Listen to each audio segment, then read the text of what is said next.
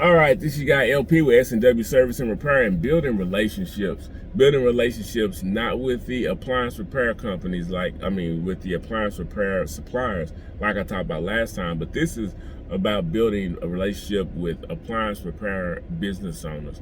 And this is something that I can attest to that I haven't done a whole lot of, because I haven't been to many meetups. I haven't been to many events. I hadn't been back to the ABC school to fellowship with some of the past alumni, because I've had my head down and I've been working. But I do have a mentor, which is Miss Ward.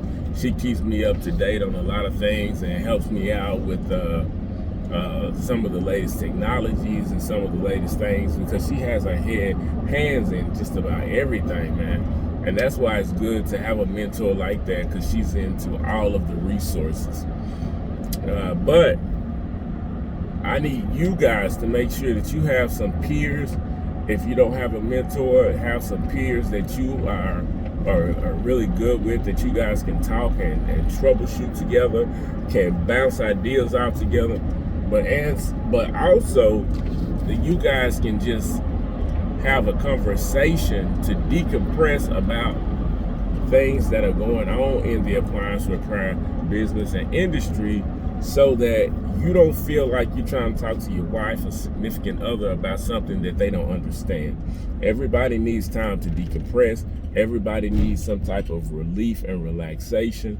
And sometimes you have to get things off your chest.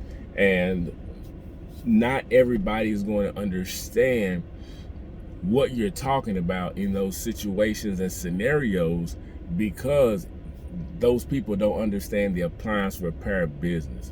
So that's why I'm making sure to tell you to get you some guys, if you don't have a mentor, guys, girls that are in the industry that you can talk to, build community with. You know, T&M Academic has a great Voxer group I heard about.